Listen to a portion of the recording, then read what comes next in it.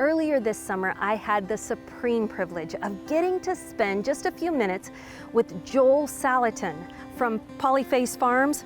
You may have heard of him already. In fact, most of us have. He is America's foremost authority on regenerative farming and has just this beautiful way of teaching others how to have the animals and the land in this perfect symbiotic relationship that is absolutely transforming the way we have thought about farming in the past.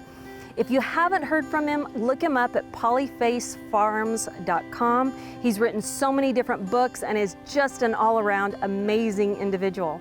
But I don't want you to miss a single moment of our interview together, so stick around.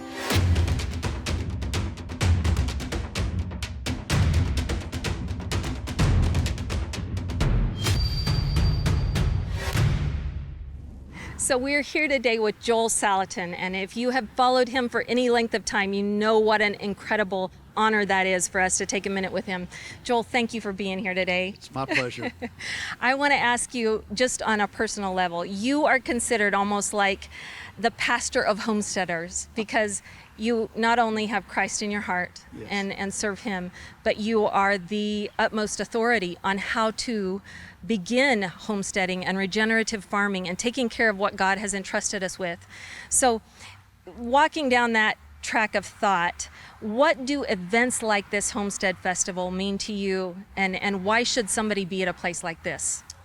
Well, this is so wonderful because all my life I've been on the outs with the kind of the creation worshiping crowd, the earth, the radical environmentalist friend, because they can understand my faith commitment.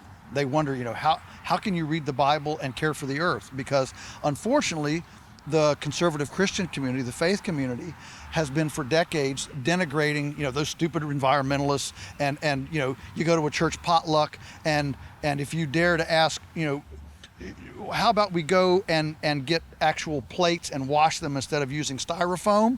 Suddenly what are you, some sort of tree hugger, greenie, weenie, commie pinko, right? And so all my life I've been in that space, both, unappreciated or disrespected in my faith by the environmental community, and completely enigmatic. What are you doing? You're becoming a greenie weenie, from the conservative Christian community. Right. And so I always joke and say, well, I can make both sides mad. And so what's so exciting about this revival, if you will, or this new understanding within the conservative faith community is just fantastic, in that there are people now who embrace conservative faith values and realize, oh, it's God's stuff. Maybe he cares how we treat it. Right. To come to stewardship from a biblical understanding, rather than coming to stewardship from a Gaia, earth first kind of understanding. And so this is just like, drinking out of a a fresh fire hose for a little bit. It's wonderful. Yeah, there are so many like minds here. It's fantastic to meet other people that actually think the same way and are trying to be better at using their properties wisely, of using the earth that they have in their little square of land that God has given them responsibility over, and they're wanting to know how to do it. And this is the place we're all seeing them show up, isn't it? Well, it sure is. And so we're having people talking about, how do I build soil? How do I hydrate the landscape? In this place, people actually put value on the commons. Again, as Americans, rugged individualism, property rights, I do my own thing. But the fact is, it's ultimately God's property. And does he care if there's a dead zone the size of Rhode Island in the Gulf of Mexico? I mean, if you owned the Gulf of Mexico, would you like that return on investment? I gave you this beautiful, place, and now you're giving me a dead zone, or infertile frogs, or three-legged salamanders. And so I totally appreciate that the mystique within the environmentalist community has been a non-godly thematic. But the problem is then the Christians tend to, well, just throw out the whole thing, and let's not even talk about saving trees, not even talk about building soil. Right. And that's wrong. It is wrong. It is wrong. So what's happening now, I think, is there is so much dysfunction in the culture and so much concern about where we're headed in the future that people, you've got two responses if you're in this faith community. You either say, well, it doesn't matter, it's all going to burn up anyway, who cares? And that's not the right. That's not the right thing. And the other one then is to take that anger and frustration and channel it into offering an antidote, offering a redemptive capacity. Yes. Too often in our faith circles, we speak of redemption and forgiveness like there's some sort of an academic focus group thing. And the Bible is extremely practical. It is. I mean, Jesus used parables to teach the practicalness of stewardship. I mean, the Kenites in the Old Testament were known because they made their pastures better, and God rewarded them for that. Isn't that beautiful? Yeah, it is beautiful. And so there's a tremendous amount of practicality here.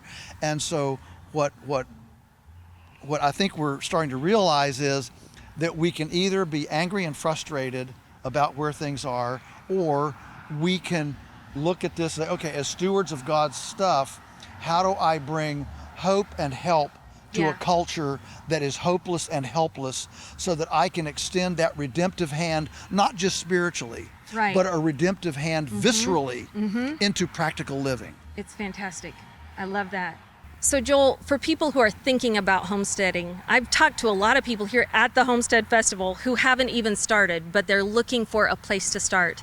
My question to you is, what's the value of them exploring this new idea of homesteading, and where should they start? What would be a good place for them to just begin? Yeah, well, I mean, everybody's starting point is at a different place. Yes. And so you can start with a homesteader's mindset before you have any property. I mean, you can start with a jar of mung bean sprouts on the windowsill. Yep. You can start with a vermicomposting kit under the sink to learn about earthworms. You can get rid of the dog and the cat and put in 3 chickens to eat your kitchen scraps and give you eggs. So you begin looking at the carbon cycle and the salvage, the decomposition. I always tell people, you don't sit and do nothing and wait for the answers to come. Right. Inertia creates inertia, and so you start moving, and so you start to fill and do where you are, and it is in that movement as you take those steps forward that then God rewards that. You know, he doesn't give more to the unfaithful servant, he gives more to the faithful servant. The parable of the talents, right? That's right. So what are you doing with what you have? Exactly. If you're, for example, one of the big things that happens as people make this shift is if they have older children, the whole transition of, transitioning from pizza delivery and takeout to chores, and if you don't start with kids that want to help and do chores in your current setting, there's nothing about moving to the country that's suddenly going to make them want to gather eggs and weed green beans. Right. Okay. Exactly. And so you start with a hanging herb garden in a PVC pocket, on your porch.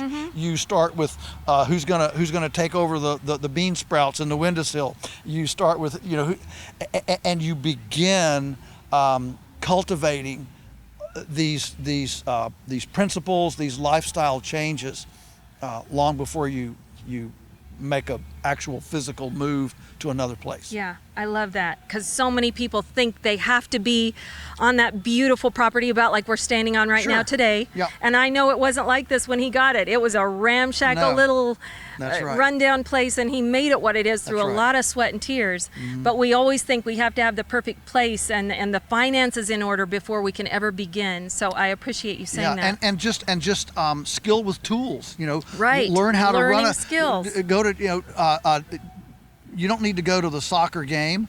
Go and cut wood with somebody. Learn how to run a chainsaw. Learn how to back up a trailer. Learn how to put in a fence post. I mean, are you talking to me? Are you talked to my dad and found out how bad I am at pulling my trailer around, aren't you? Yeah, but no, but those are generic skills that every homesteader needs to know, and so if you're philosophically in this place, then jump in it. Jump in it, and you will be rewarded. You're not rewarded with additional opportunity until you show yourself faithful with whatever you've got right now. That's so true. That is so true. Last question. I wish it wasn't, but my last question to you is, I want you to tell everybody watching, just in case they don't know about you already, which they should, but if they don't, tell us about your farm and how you got started there and what it means to you today. A little bit about Polyface. I mean, everybody says Polyface. Right. Tell us a quick story about it. So the quick story is, you know, we came to the farm. I was 4 years old in 1961. And Dad was an accountant. Mom was a school teacher. The off-farm job paid the mortgage. All right, you know, you know the story. So in 10 years, the farm was paid for. It was the most gullied rock pile in the whole community. Wow. And Dad's father, my grandfather, was a charter subscriber to Rodale's Organic Gardening and Farming magazine in 1948, whatever. And that got his wheels going. And that got his wheels going in the non-chemical approach. He was an accountant, so he knew the economics of it and saw that the chemical approach was like a drug trip, you know, economically. And so it was basically a glorified homestead to grow up in. Yes, we made forts in the woods and dams in the creeks, but we chopped a lot of thistles, we gathered eggs, we milked a couple of cows, we made cheese, ice cream, yogurt, butter. We always raised a couple pigs, and it was basically a glorified homestead as Dad was experimenting with animal movement, with electric fencing, with composting, and all the things that then, when I came back after high school, after college, and wanted to be there full time, we were able to leverage those 15 years of experimentation. And with the farm paid for, we now had a springboard to be, for Teresa and I, in our generation.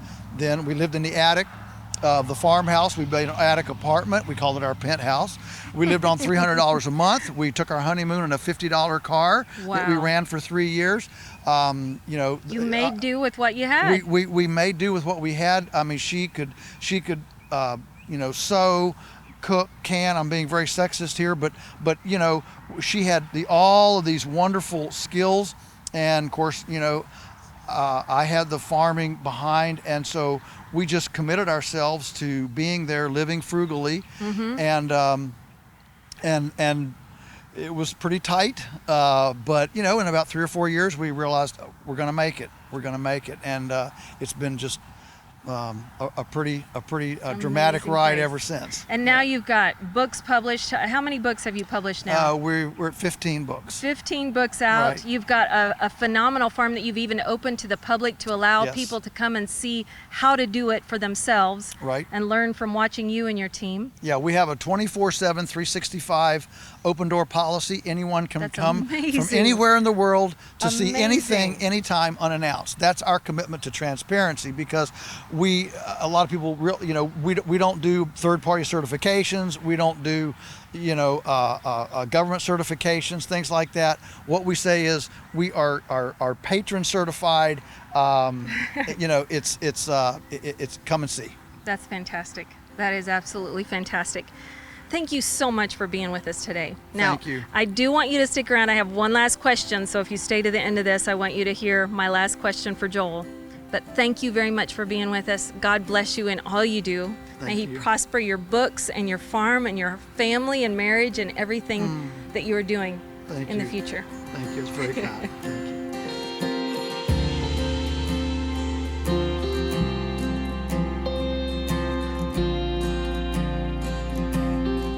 Joel, thank you so much for sticking around. I have one last question for you, and that is, if someone really gets into preparedness and just is sure that that's their main focus, or homesteading, and they really want to do well with their land and really become master homesteaders, is there any value in that if they don't know Christ as their personal Savior?